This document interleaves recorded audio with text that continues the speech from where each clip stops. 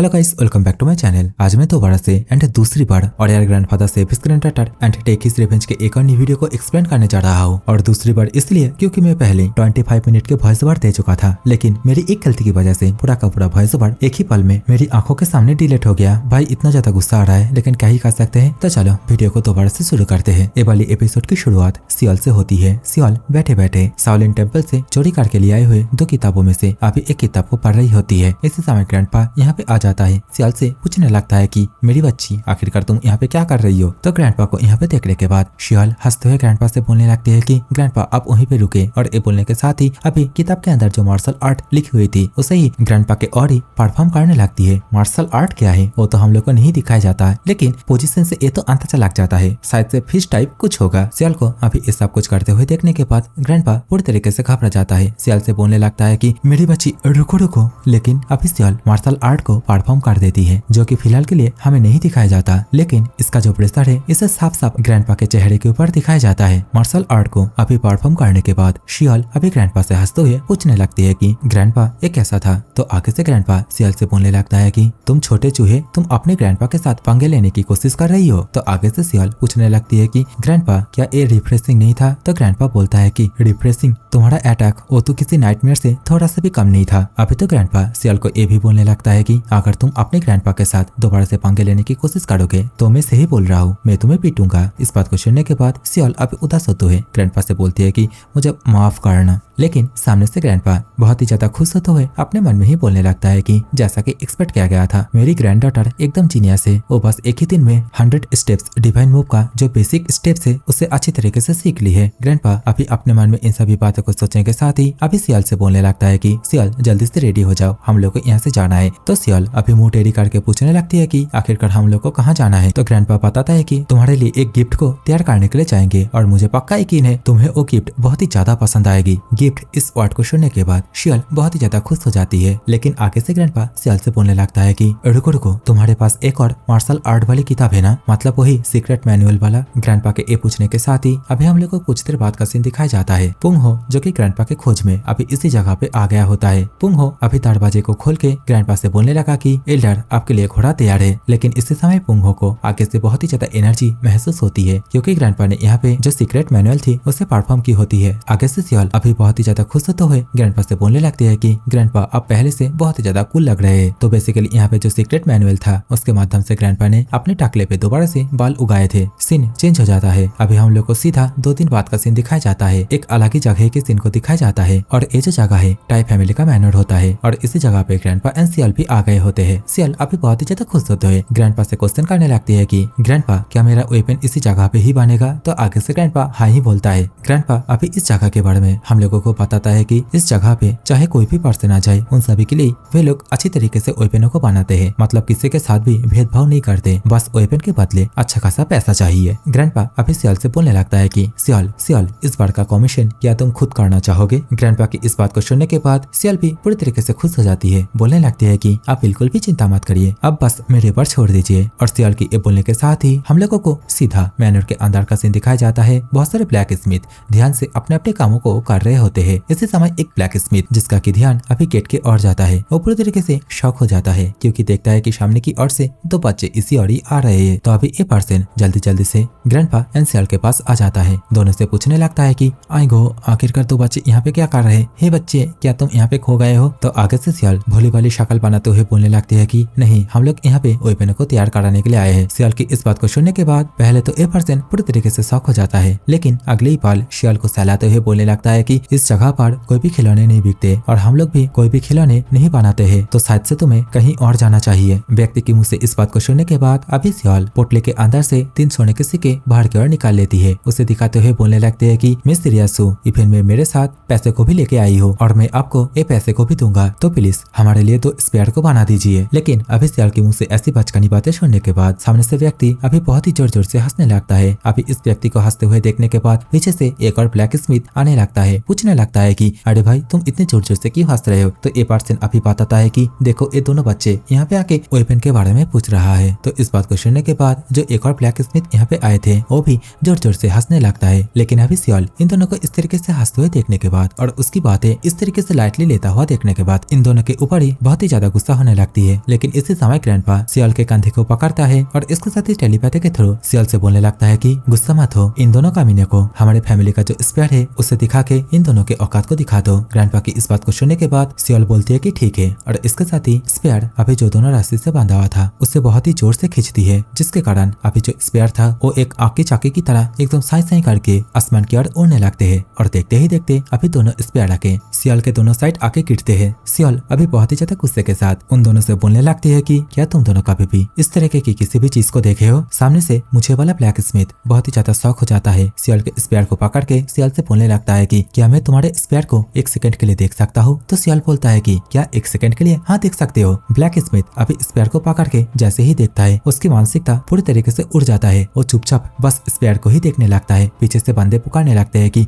Big brother क्या अब ठीक है? और हाँ, ये जो लौंडा है जो कि अभी स्पेयर को देख रहा है इसका नाम होता है शियोंग। शियोंग अभी स्पेयर के प्लेट पर जिसने स्पेयर को बनाया था उसके नाम को पढ़ता है और बोलता है कि जिनगुई। तो नैरेटर अभी हम लोग को बताता है कि जिनगुई ब्लैक स्मिथ हिस्ट्री के सबसे ज्यादा ग्रेटेस्ट ब्लैक स्मिथ थे और उन्होंने बस अपनी पूरी जिंदगी में 10 वेपन को ही बनाए थे और 10 ऐसे वैसे वेपन नहीं। उनमें से 3 वेपन तो मोरिन के अंदर टॉप 3 ग्रेटेस्ट ट्रेजरों में से आते थे, जिनमें से एक तो ए स्पेयर है। शियोंग अभी चिल्लाते हुए पीछे खड़ा हुआ ब्लैक स्मिथ से बोलने लगता है कि जल्दी से जाओ और फादर को यहाँ पे बुला के लेके आओ। लेकिन इसी समय सियल शियोंग के हाथ से स्पेयर को दोबारा से ले लेती है और इसके साथ ही ग्रैंडपा के साथ यहाँ से जाने लगती है। बोलने लगती है कि ठीक है, अगर वेपन नहीं बनाना है तो हम दोनों यहाँ से चलते हैं। लेकिन इस समय शियोंग ग्रैंडपा एंड सियल को यहाँ पे रोकने के लिए बोलने लगता है। तो सियल अभी शियोंग से पीछे की ओर घूमते हुए बोलने लगती है कि क्या हुआ? अभी अभी तुम लोगों ने तो यही बताया कि तुम लोग यहाँ पे कोई भी खिलौने नहीं बनाते। सियल के मुंह से इस बात को सुनने के बाद अभी शियोंग पूरी तरीके से परेशान हो जाता है। वो अभी अपने घुटनों पे आ जाता है और अपने दोनों हाथों को जोड़ते हुए सियल से विनती करने लगता है कि हम लोगों के फादर का बस एक ही इच्छा है, जो कि है वो अपने लाइफ में जिनगुई का वर्क अपनी आंखों से देखना चाहते हैं। तो प्लीज मैं तुम दोनों से भीख मांगती हूँ, कुछ और देर के लिए रुक जाओ यहाँ पे। देखते ही देखते यहाँ पे टाई यूनफाई आ जाता है और इसके साथ ही ये पूछने लगता है कि आखिरकार कहाँ है जिनमुई का बनाया हुआ वेपन कहाँ है? और इस व्यक्ति का नाम याद रखना बहुत ही ज्यादा कठिन हो रहा है, तो मैं इसे फैमिली पैट्रिज बुलाऊंगा। तो इस समय सियल स्पेयर को देखने के लिए फैमिली पैट्रिज के हाथ में दे देता है। फैमिली पैट्रिज अब स्पेयर को पकड़ते हुए अच्छी तरीके से इसे देखने लगता है और इसके साथ ही बोलता है कि इनक्रेडिबल। और इसके साथ ही स्पेयर को देखने के बाद अभी दोबारा से स्पेयर को देते हुए बोलने लगता है कि इस स्पेयर को देखने के बाद मुझे तो ऐसा ही लग रहा है कि मैं अभी तक जो कुछ भी बनाते हुए आया हूँ वैसे अभी एक तरीके के आयरन स्कार्फ से आखिरकार हम लोगों के फैमिली इस तरीके की एक वेपन को बना नहीं सकता, लेकिन फिर भी हम लोगों के फैमिली को सेंट्रल प्लेन्स के ऊपर एक प्रेस्टिजियस फैमिली कहा जाता है। सच में ये कितना ज्यादा शर्मनाक है। फैमिली पैट्रिज ये बोल ही रहा था, लेकिन इसी समय सियल फैमिली पैट्रिज से बोलने लगती है कि तो फिर आप हम लोगों के लिए ऐसी वेपन एक क्यों नहीं बनाते? इसी समय ग्रैंडपा भी आगे की ओर आते हुए बोलने लगता है कि वो जो स्पेयर है उसे मेल्ट करके हम लोगों के लिए एक न्यू स्पेयर को तैयार कर दीजिए। ग्रैंडपा की इस बात को सुनकर अभी पैट्रिज बहुत ही ज्यादा शौक हो जाता है। ग्रैंडपा से बोलने लगता है कि क्या मैं जिनगुई के वेपन को पिघलाऊं? आखिरकार तुम कैसी बातें कर रहे हो? लेकिन इसी समय ग्रैंडपा अपने पास से वही मैजिक क्रिस्टल को बाहर की ओर निकाल लेता है और इसके साथ ही बोलने लगता है कि ये डिवाइन ड्रैगन का मैजिक क्रिस्टल है। मैजिक क्रिस्टल को अभी अपने हाथों में पकड़ते हुए फैमिली पैट्रिज पूरी तरीके से हैरान हो जाता है। ग्रैंडपा से पूछने लगता है कि आखिरकार कैसे कैसे तुम्हें ये मिला? लेकिन ग्रैंडपा आगे से कुछ और ना बोलते हुए ओरिजिनल स्पेयर का जो दूसरा भाग है, मतलब सियल को जो दिया था, उसी को दिखाते हुए बोलने लगता है कि इसी के साथ उसे मर्ज करना है। बस जो हैंडल है मतलब स्पेयर का जो डंडी है उसे 5 फीट लॉन्ग करना है और इसके साथ ही जो ब्लेड होगा वो 1 फुट लॉन्ग होगा। ग्रैंडपा की इन सभी बातों को सुनने के बाद अभी भी फैमिली पैट्रिज पूरी तरीके से हक्का बक्का रहते हैं और इसके साथ ही ग्रैंडपा से बोलने लगता है कि इतना ज्यादा प्रीसियस एक वेपन को मेल्ट करना। तो ग्रैंडपा इस समय अपना जो टेलीपैथी है उसके थ्रू बोलने लगता है कि एक फैमिली पैट्रिज होने के तौर पे मेरे पास अथॉरिटी है कि मैं इस हेल रूम को मेल्ट कर पाऊँ, तो प्लीज मेरी रिक्वेस्ट को एक्सेप्ट कर लो। लेकिन जैसा कि सभी को पता नहीं है कि ग्रैंडपा अभी फैमिली पैट्रिज के साथ टेलीपैथी के थ्रू बात कर रहा है, तो वे सभी लोग अभी बोलने लगता है कि फादर आप ऐसा मत करिए, ये बहुत ही ज्यादा प्रीसियस एक ट्रेजर है। लेकिन अभी फैमिली पैट्रिज गुस्से के साथ सभी को बोलता है कि तुम सभी चुप हो जाओ और एक आर्टिस्ट होने के तौर पर मेरे लिए ये सौभाग्य होगा कि मैं एक न्यू डिवाइन वेपन को बनाऊं और इस काम को करने के लिए मैं मारना भी पसंद करूंगा। और ये बोलने के साथ ही अभी फैमिली पैट्रिज ग्रैंडपा का जो रिक्वेस्ट है उसे एक्सेप्ट कर लेता है, स्पेयर को अपने पास ले लेता है, दोनों स्पेयर को अपने हाथों तुम्हें पकड़ते हुए अभी फैमिली पैट्रिज अपने मन में ही बोलने लगता है कि एक फायर ड्रैगन और एक वाटर ड्रैगन, और ये सोचने के साथ ही अभी चिल्लाते हुए बोलता है कि मैं जान दे दूंगा इन दोनों को अच्छी तरीके से कंबाइन करने के लिए। तो इस समय सियोल एंड ग्रैंडपा भी दोनों ही सिर झुका के अभी फैमिली पैट्रिज को उनके रिक्वेस्ट को एक्सेप्ट करने के लिए थैंक यू बोलते हैं। देखते ही देखते शाम हो जाता है। ग्रैंडपा के पास अभी सियोंग आके बोलने लगता है कि जब तक कि ना स्पेयर तैयार हो जाते हैं तब तक आप लोग यहाँ पे रुक सकते हैं। तो ग्रैंडपा आगे से पूछता है कि आखिरकार स्पेयर तैयार होने में कितना वक्त लगेगा। इस बात के रिप्लाई देते हुए सियोंग अभी अपने 10 उंगलियों को दिखाने लगती है। तो आगे से सियोल पूछने लगती है कि क्या 10 महीने। सियोल की इस बात को सुनने के बाद अभी सियोंग आगे से बोलने लगता है कि नहीं ऐसा नहीं है। इस फील्ड में मतलब ब्लैक स्मिथों के अंदर हम लोगों के फादर को डिवाइन हैंड के नाम से जाना जाता है। मतलब अगर कोई ब्लैक स्मिथ किसी काम को करने में 10 साल लगा देते हैं तो उस चीज को तैयार करने में हम लोगों के फादर को 10 महीने लगते हैं, और तुम दोनों के स्पेयर को तैयार करने में हम लोगों के फादर लगभग 10 दिन का टाइम लेंगे। सियोंग अभी जाते जाते ये भी बोलता है कि अगर तुम दोनों को किसी भी चीज की जरूरत पड़े तो जो आंटी से उन्हें कॉल कर लेना। तो अभी सियोल सिटी बजाते हुए बोलने लगती है कि 10 दिन, सच में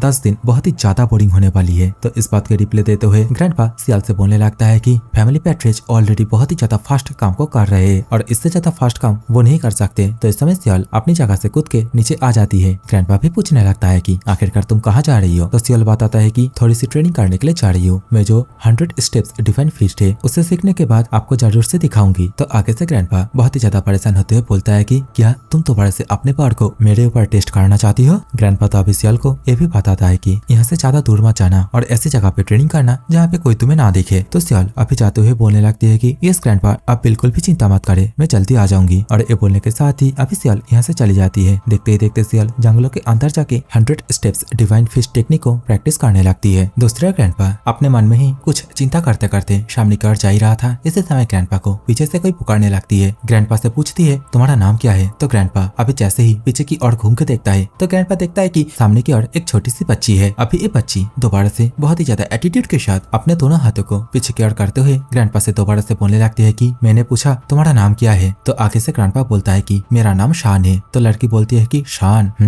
मेरी नाम आर्लिन है और पूरा नाम टाई आर्लिन। तो अभी ग्रैंडपा भी समझ जाता है ये जो लड़की है मतलब ये जो बच्ची है ये असली में जो सियोंग है उसकी ही डॉटर है और पैट्रिज की ग्रैंड डॉटर। आर्लिन अभी पूछने लगती है कि मैं 8 साल का हूँ, तुम्हारा क्या। तो ग्रैंडपा सोचते हुए बोलने लगता है कि कुछ समय से मैं मेरे एज को तो मापा ही नहीं, लेकिन शायद से तुमसे 10 गुना तो ज्यादा ही होगा। और इस बात को सुनने के बाद आर्लिन अभी हंसने लगती है। तो आगे से ग्रैंडपा अभी छू करते हुए बोलने लगता है कि तुम्हारी एज इस ग्रैंडफादर के साथ खेलने का नहीं है, तो जाओ कहीं और जाके खेलो। ग्रैंडपा की इस बात को सुनने के बाद अभी आर्लिन अपने पेट पकड़ के अभी और भी ज्यादा जोर जोर से हंसने लगती है। लेकिन इन सभी चीजों को देखने के बाद ग्रैंडपा बहुत ही ज्यादा परेशान होने लगता है। आर्लिन अभी थोड़ा सा सीरियस होता है और इसके साथ ही अपने पास से एक गोला जैसा कुछ बाहर की ओर निकालती है। पता नहीं क्या है, लेकिन कैंडी टैंडी होगी शायद से कुछ, लेकिन जो भी है उसे ग्रैंडपा को अभी देते हुए बोलने लगती है कि इसे तुम अकेले ही खाना, किसी और को शेयर मत करना। बेचारा ग्रैंडपा अभी इस बात को सुनकर पूरी तरीके से हैरान हो जाता है और ग्रैंडपा का रिएक्शन ठीक ऐसा होता है।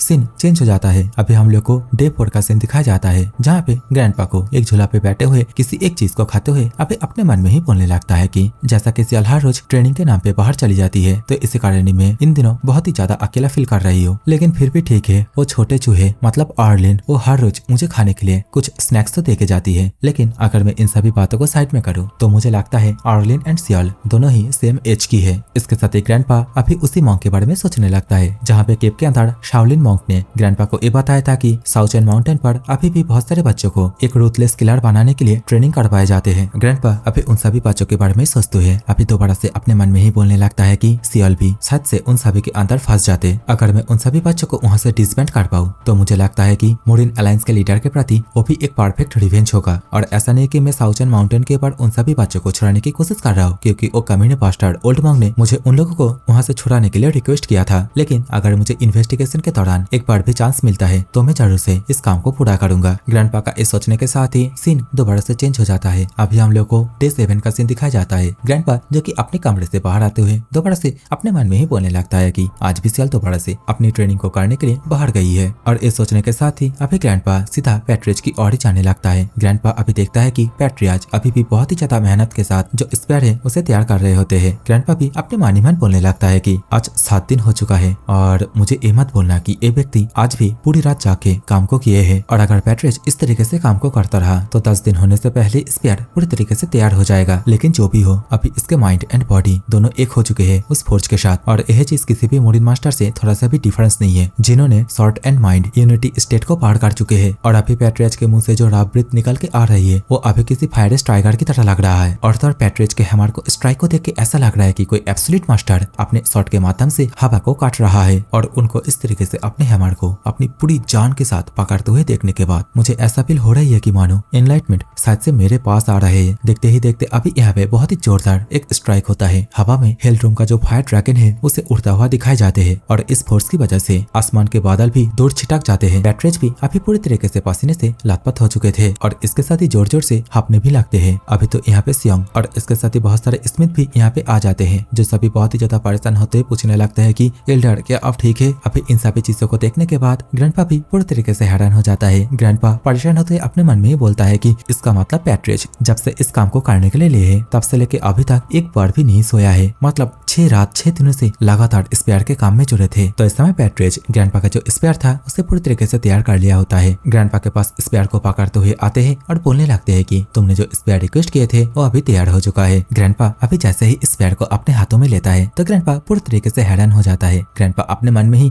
बोलने लगता है कि ये जो स्पेयर है मैं इसके वेट को महसूस ही नहीं कर पा रहा हूँ, आखिरकार इस सुपर लाइट स्पेयर इन्होंने कैसे बनाया। पैट्रिज अभी ग्रैंडपा से बोलता है कि ये जो स्पेयर है इसका नाम है ड्रैगन स्लेइंग स्पेयर और ये स्पेयर इंटरनल क्यूआई के फ्लो को एम्पलीफाई करेगा, तो तुम अकेले ही ये जो स्पेयर है इसके साथ किसी भी पावरफुल स्पेयर मास्टर के अगेंस्ट खड़ा हो सकते हो। ग्रैंडपा अभी स्पेयर को पकड़ के बहुत ही ज्यादा शॉक हो ही रहा था। इसी समय यहाँ पे सियल भी आ जाती है और इसके साथ ही टेलीपैथी के थ्रू पूछने लगती है कि मेरा स्पेयर कहाँ है। ग्रैंडपा भी अभी पूरी तरीके से हैरान हो जाता है, पूछने लगता है कि सियल आखिरकार तुम यहाँ पे कब आए। ग्रैंडपा ये पूछ रहा था, इसी समय सियल भी बिल्डिंग के ऊपर से कूद के अभी नीचे आ जाता है और इसके साथ ही पूछने लगती है कि मेरा स्पेयर भी तैयार हो चुका है। तो आगे से पैट्रिज बोलता है कि ऑफ कोर्स और इसके साथ ही शियोंग के हाथ से स्पेयर को लेता है और इसके साथ ही सियल के हाथ में थमा देता है। सियल अभी स्पेयर को जैसे ही पकड़ती है स्पेयर के अंदर से बहुत ही ज्यादा ऑरा एक साथ रिलीज होने लगता है। सियल अभी स्पेयर को पकड़ के इधर उधर हवा में स्पेयर को घुमा के देखने लगती है। सियल की ये करते ही अभी यहाँ पे बहुत सारे क्रिम्सन फ्लावर का फूल दिखाई देने लगते हैं। पैट्रिज और इसके साथ ही यहाँ पे और जितने भी ब्लैक स्मिथ थे सभी बहुत हैरान हो जाते हैं। अभी सियल जैसे ही स्पेयर के माध्यम से सामने की ओर रखा हुआ एक लोहा और एक लकड़ी के टुकड़े के ऊपर वार करती है तो ये दोनों चीज ही मक्खन की तरह काट जाते हैं। सियल को अभी ये सब कुछ करते हुए देखने के बाद आसपास जितने भी ब्लैक स्मिथ थे सभी बहुत ही ज्यादा खुश हो जाते हैं, बोलने लगते हैं कि हम लोगों के फादर ने जो मास्टरपीस बनाए हैं उसने अपने सही ऑनर को ढूंढ लिया है। पैट्रिज अभी ग्रैंडपा से बोलने लगता है कि जैसा कि तुमने बताया था मैं उस हिसाब से स्पेयर को तैयार किया है और इस दुनिया में ऐसा कोई भी वस्तु नहीं है जिसको कि ये स्पेयर काट नहीं सकते। और बस इतना ही नहीं है, तुम ये दोनों स्पेयर को एक साथ अटैच भी कर सकते हो, एक बार ट्राई करके देखो। तो इस बात को सुनने के बाद अभी ग्रैंडपा अपने स्पेयर को अभी सियल को दे देता है। देखते ही देखते सियल अभी ये दोनों स्पेयर को एक साथ अटैच भी कर लेती है। लेकिन अभी सियल ग्रैंडपा से बोलने लगती है कि ग्रैंडपा अभी ये जो स्पेयर बन के आया है ना ये बहुत ही ज्यादा लॉन्ग है।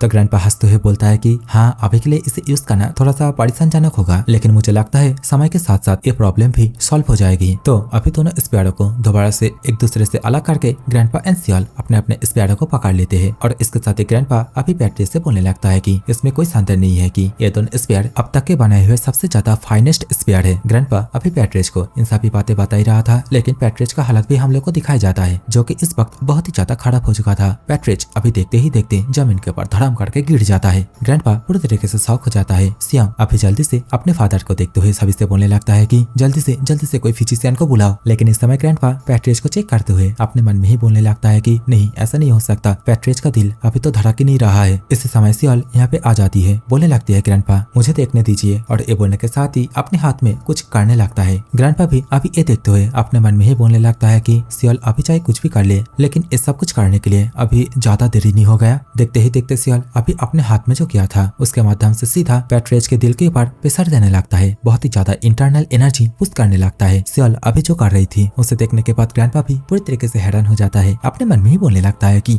यह तो लियो फैमिली का सुप्रीम हार्ट टेक्निक है। और देखते ही देखते यहाँ पे ऑरा का एक पूरा बवंडर बन जाता है जहाँ पे ग्रैंडपा की आंखें अभी भी सियाल के ऊपर ही टिकी हुई थी। ग्रैंडपा अभी पूरी तरीके से शॉक होते हुए अपने मन में ही सोचने लगता है कि क्या मेरी ग्रैंड डॉटर 12 स्टार तक पहुंच चुकी है। देखते ही देखते अभी पैट्रिज भी अपनी आंखें ओपन कर लेता है। पैट्रिज भी लाइक मौत को छुके टक से वापस आ सकते हैं हम। पैट्रिज को अभी दोबारा से अपने होश में आते हुए देखने के बाद जितने भी ब्लैक स्मिथ थे सभी बहुत ही ज्यादा खुश हो जाते हैं। देखते ही देखते रात हो जाती है। पैट्रिज अभी ग्रैंडपा से ये बोलने लगता है कि जैसा कि मेरा इच्छा था एक डिवाइन वेपन को तैयार करना, तो अगर मैं आज मारा भी जाता तब भी मुझे कोई रिग्रेट नहीं होती, लेकिन जैसा कि तुमने मेरे लाइफ को बचाए हो तो इस चीज का कर्ज मैं कभी भी चुका नहीं सकता। तो आगे से ग्रैंडपा बोलने लगता है कि आखिरकार आप क्या बोल रहे, ये तो हमें बोलना चाहिए था। मैं और मेरी ग्रैंड डॉटर आपके कर्ज को कभी भी नहीं चुका सकते। और इसके साथ ही ग्रैंडपा अपने सामने बहुत सारी किताबों को देखते हुए बोलने लगता है कि जैसा कि एक ट्रू आर्ट्समैन से एक्सपेक्ट किया गया था, सच में तुमने तो बहुत सारी किताबों को वो भी अलग अलग फील्ड के यहाँ पे कलेक्शन करके रखे हैं। तो पैट्रिज चुस्की लगाते हुए बोलने लगता है कि अगर आप एक ग्रेट वेपन को बनाना चाहते हो तो उसके लिए तो आपको वेरियस टाइप के नॉलेज तो लगेगा ही। इस समय ग्रैंडपा की नजर किसी एक किताब के ऊपर जाती है तो ग्रैंडपा भी बोलने लगता है कि ये किताब इसके अंदर का जो चीजें है वो तो एंशिएंट संस्कृत में लिखी हुई है। तो पैट्रिज बताता है कि जब मैं यंग हुआ करता था तब मैं वेस्टर्न रीजन के टेक्निकों को सीखना चाहता था, लेकिन मैं इसको अच्छी तरीके से समझ नहीं पाया, मतलब पढ़ ही नहीं पाया। तो आगे से ग्रैंडपा बोलता है कि एक्चुअली मेरे पास भी ऐसा ही कुछ एक मार्शल आर्ट मैनुअल है जिसे कि मैं ट्रांसलेट करना चाहता हूँ। तो आगे से पैट्रिज बोलने लगता है कि ये लगभग 3 साल पहले की बात है। एक पर्सन यहाँ पे आया था और उसका जो बॉडीगार्ड था उसके वेपन को ही यहाँ पे ठीक करने के लिए आया था और उन्होंने ही ये जो एंशिएंट संस्कृत मैनुअल है इसे ट्रांसलेट करके दिया था, वो भी सिर्फ 3 दिन में। पैट्रिज की इस बात को सुनने के बाद ग्रैंडपा पूरी तरीके से शॉक हो जाता है। पैट्रिज के पास जाता है, बहुत ही ज्यादा एक्साइटेड होते हुए अभी पैट्रिज से पूछने लगता है कि तुमने अभी जो बोला क्या ये बात सच है, क्या तुम उस पर्सन के साथ मेरा इंट्रोड्यूस करा सकते हो। और इसके साथ ही ग्रैंडपा अभी अपने मन में ही बोलने लगता है कि अगर मैं उस पर्सन के साथ मिल पाता हूँ तो बुद्धिज्म लाइन डिवाइन आर्ट का जो समस्या है वो पूरी तरीके से खत्म हो जाएगा। ग्रैंडपा के इस सोचने के साथ ही सीन चेंज हो जाता है। हम लोगों को अभी अगले दिन का सीन दिखाया जाता है। पैट्रिज एंड सियोंग और ग्रैंडपा एंड सियोल दोनों पार्टी ही अभी एक दूसरे को ग्रीट करते हैं। पैट्रिज के पीछे उसकी ग्रैंड डॉटर फेरिन को भी दिखाई जाती है, जो कि इस समय ये लोग यहाँ से जा रहे हैं। बेसिकली ग्रैंडपा यहाँ से जा रहा है, इसके कारण रोने लगती है। फेरिन अभी पीछे से जोर से चिल्लाते हुए ग्रैंडपा से बोलने लगती है कि शान गुड बाय। तो इस समय सियोल ताना मारते हुए ग्रैंडपा से बोलने लगती है कि ग्रैंडपा लगता है कि पैट्रिज की पोती आपको बहुत ही ज्यादा पसंद करती है। तो ग्रैंडपा अभी परेशान होते हुए बोलने लगता है कि क्या तुम अपने ग्रैंडपा को ताना मारने की कोशिश कर रहे हो। तो इस समय सियोल अपने मुंह को बंद करते हुए हंसने लगती है, लेकिन ग्रैंडपा अभी दौड़ते दौड़ते अपने पुराने दिनों के बारे में सोचने लगता है और इसके साथ ही सियोल से बोलने लगता है कि पहले के टाइम पे जब मैं यंग हुआ करता था तब मैं लड़कियों के अंदर बहुत ही ज्यादा पॉपुलर हुआ करता था। तो सियोल अभी ग्रैंडपा से बोलने लगती है कि लेकिन आपकी सोच में तो ग्रैंडपा दिखाई नहीं दे रही है। ग्रैंडपा गुस्सा हो जाता है, बोलता है कि तुम रास्कल रुको बस। लेकिन सियोल और भी ज्यादा तेजी से ग्रैंडपा के आगे आगे दौड़ने लगती है। सीन चेंज हो जाता है। अभी हम लोग को दोबारा से डार्क नाइट गैंग के और का सीन दिखाया जाता है और इसी जगह पे हम लोगों को हायुन ही को भी देखने के लिए मिलती है, जो कि अभी यही दोनों स्पैडो को पकड़ के अभी इधर उधर करके घुमाने लगती है और इसके साथ ही बोलने लगती है कि ग्रैंडपा सच में ये दोनों spade dragon slayer and hell room दोनों ही बहुत ही ज्यादा मजेदार है। तो ग्रैंडपा आगे से बोलने लगता है कि हायुन ही थोड़ा संभाल के, तुम्हें तो ये बात पता ही है ना तुम्हारी पेट के अंदर बच्चा है। तो हायुन ही बोलता है कि अरे ग्रैंडपा अब भूल गए हो क्या कि मैं कौन हूँ, हायुन ही हूँ मैं।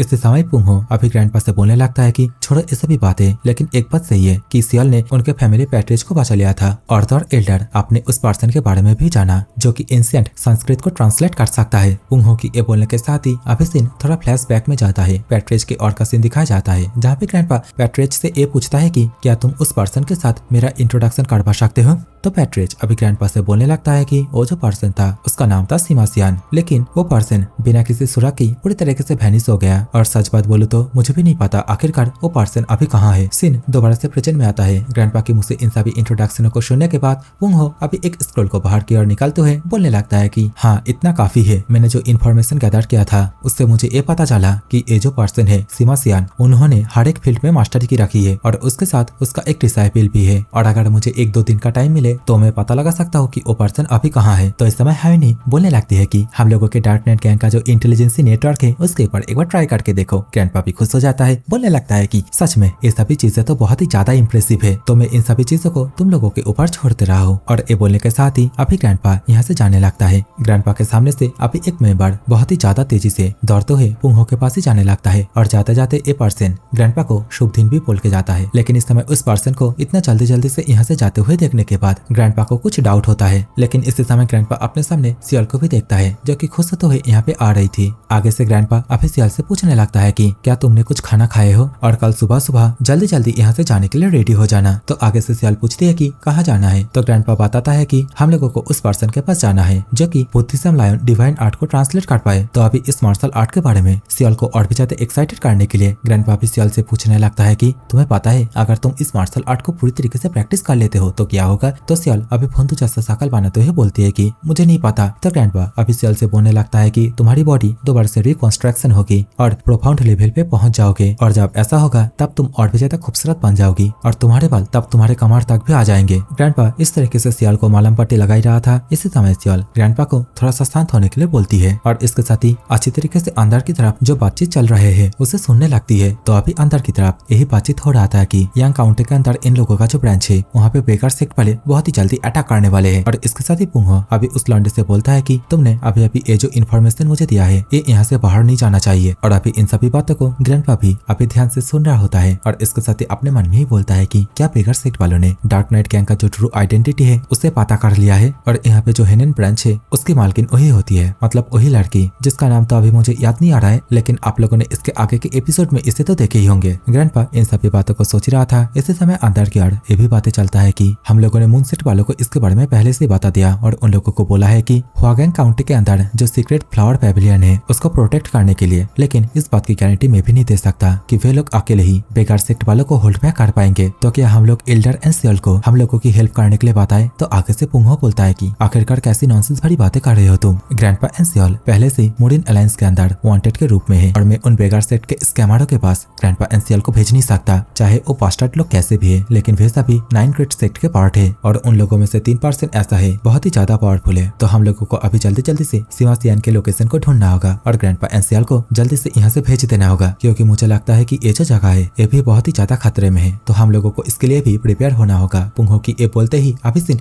बाहर की ओर दिखाया जाता है जहाँ पे ग्रैंडपा एंड सियल खड़े थे, लेकिन अभी इस जगह पे कोई नहीं होता है, मतलब वे दोनों अभी यहाँ से जा चुके थे। सीन चेंज हो जाता है। अभी हम लोग को एक फॉरेस्ट का सीन दिखाया जाता है और इसी जगह पे हम लोग को ग्रैंडपा को देखने के लिए मिलता है जो कि बहुत ही ज्यादा तेजी से अभी उसी पैविलियन की ओर ही जा रहा होता है। लेकिन इसी समय हम लोगों को ग्रैंडपा के पीछे सियल को भी दिखाई जाती है। सियल जो कि ग्रैंडपा से पूछने लगती है कि ग्रैंडपा जो सीक्रेट फ्लावर पैविलियन है वो क्या है, क्या वो कोई रेस्टोरेंट है। तो सियल को अभी यहाँ पे देखने के बाद ग्रैंडपा सियल से क्वेश्चन करने लगता है कि मैंने तुम्हें कहा था ना कि तुम मुझे फॉलो मत करना, लेकिन फिर भी तुम मेरे पीछे पीछे क्यों आ रही हो। तो सियल अभी ग्रैंडपा से इसका कारण पूछता है। तो ग्रैंडपा अभी सियल से बोलने लगता है कि सीक्रेट फ्लावर पैविलियन ये एक ऐसी जगह है जहाँ पे तुम नहीं जा सकती हो। तो सियल अभी दोबारा से पूछने लगती है कि लेकिन क्यों। तो आगे से ग्रैंडपा बोलता है कि क्योंकि उस जगह पे लोग लौंडीबाजी और दारू पीने के लिए आते हैं। लेकिन इस समय सियल जो कि ग्रैंडपा से पूछने लगती है कि लेकिन ग्रैंडपा आप इन सभी बातों को बोलते हुए इतना ज्यादा लाल पीला क्यों हो रहे हो। तो आगे से ग्रैंडपा बोलता है कि जो है सो है, लेकिन वो एक ऐसी जगह है जहाँ पे बच्चे नहीं जा सकते, तो मेरी बात सुनो और यहाँ से वापस लौट जाओ। तो सियल अभी रिप्ले में बोलती है कि लेकिन ग्रैंडपा अभी तो एक किड है। और ये बोलने के साथ ही सियल अभी तो बड़ा से, लेकिन इस बार बहुत ही ज्यादा जोश के साथ ग्रैंडपा से बोलने लगती है कि ग्रैंडपा अंकल पुंगो एंड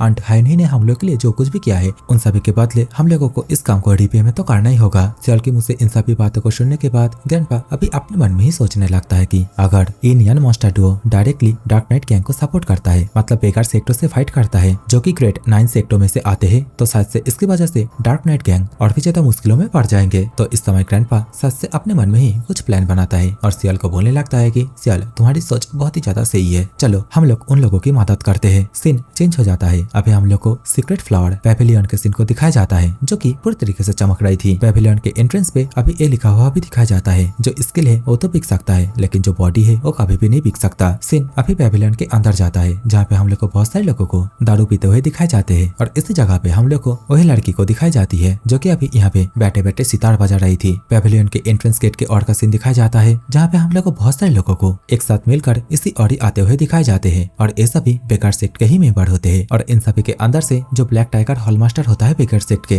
वो अपने सभी साथियों को टेलीपैथी के थ्रू बोलने लगता है कि जल्दी से ये जो जगह है इसे पूरी तरीके से तहस नहस कर दो, क्योंकि डार्क नाइट गैंग ने हम लोगों के प्रॉपर्टी को ले लिया है। और यहाँ पे प्रॉपर्टी मतलब वो वाला प्रॉपर्टी नहीं है, मतलब इन्फॉर्मेशन गैदर करने का जो काम था उसी प्रॉपर्टी के बारे में ही बोल रहा है। सीन चेंज होके अभी हम लोग को सीधा पैविलियन के अंदर का सीन दिखाया जाता है। पैविलियन के अंदर जितने भी ट्रस्टेड लोग काम करते थे वे सभी एक साथ जितने भी इन्फॉर्मेशन है उन सभी को यहाँ से हटाने लगते हैं। ब्रांच लीडर मतलब वही लड़की बोलने लगती है कि यहाँ के जो सबसे ज्यादा वैल्यूएबल इन्फॉर्मेशन है उसे कलेक्ट पायलट करो और बाकी जितने भी पड़े हुए हैं उन सभी को आग लगा दो। और हाँ, मुझे अभी याद आया, ये जो लड़की है इसका नाम होता है इन। इनके पास अभी उसकी मेड आके बोलने लगती है कि ब्रांच लीडर, हम लोग बहुत ही बड़ी मुश्किल में पड़ चुके हैं। तो आगे से इन बोलने लगती है कि मून सेक्टर इन्फोर्समेंट वाले अभी तक यहाँ पे नहीं पहुंचे हैं। तो आगे से शार्पमेंट बोलती है कि ऐसी बात नहीं है, कुछ गेस्ट यहाँ पे बहुत ही बड़ी प्रॉब्लम खड़ी कर रही है। तो इस बात को सुनने के बाद इन बोलती है कि उन सभी चीजों के लिए अभी हम लोग के पास बिल्कुल भी टाइम नहीं है। तो शार्पमेंट बोलती है कि एक बच्चा जो कि पेविलियन को पूरी तरीके से तोड़ मरोड़ दे रहा है। शार्पमेंट की इस बात को सुनने के बाद इन भी पूरी तरीके से हैरान हो जाती है। पूछने लगती है कि क्या एक बच्चा? अभी पेविलियन के अंदर ग्रैंडपा को दिखाया जाता है जो कि यहाँ पे जितने भी लोग काम करते हैं उन सभी से बोलने लगता है कि आखिरकार तुम सभी क्या कर रहे हो, जल्दी से जाओ मेरे लिए वाइन और मीट को लेके आओ, और शायद से तुम लोगों को पता नहीं है कि मैं कौन हूँ। ग्रैंडपा को अभी ये सब कुछ करते हुए देखने के बाद अभी यहाँ पे जो सिक्योरिटी वाले थे वो भी आने लगते हैं। गुस्से के साथ पूछने लगते हैं कि आखिरकार कौन बास्टर्ड यहाँ पे तबाही मचा रहा है। तो आगे से ग्रैंडपा अपनी जो एनर्जी है उसे रिलीज करते हुए बोलने लगता है कि ए मैं हूँ और तुम कमीने बास्टर्ड, तुम लोगों को क्या दिखाई नहीं दे रहा है क्या? और ग्रैंडपा के जो पावर है उसकी वजह से जितने भी फोर्स यहाँ पे आए थे वे सभी एक ही साथ धराशायी हो जाते हैं। ग्रैंडपा अभी बहुत ही ज्यादा खुश होते हुए बोलने लगता है कि क्या तुम्हें पता है मैं कौन हूँ? मैं यंग मास्टर हूँ। और पता नहीं ग्रैंडपा यहाँ पे क्यों खुश रहा था, शायद से 2-4 घूंट पी ली होती है। लेकिन जो भी है, ग्रैंडपा की ये बोलने के साथ ही ये वाली वीडियो यहीं पे खत्म करते हैं। तो यार देखो, पिछले दिन मैंने एक वीडियो को अपलोड किया था जिसके ऊपर घंटा भी व्यूज नहीं आ रहे। तो यार आप में से जो भी वो वाली वीडियो को नहीं देखे हो ना, उसे भी जाके एक बार देख लेना। मतलब अभी देखो स्क्रीन के ऊपर भी दिख रहा है। और अगर ये वाली वीडियो आप लोगों को पसंद आई है तो वीडियो को मेक श्योर एक लाइक करके जाना। और कौन सा पार्ट आप लोगों को ज्यादा पसंद आई है जरूर से एक बार कॉमेंट करके बताना। So take care, bye bye, love you all.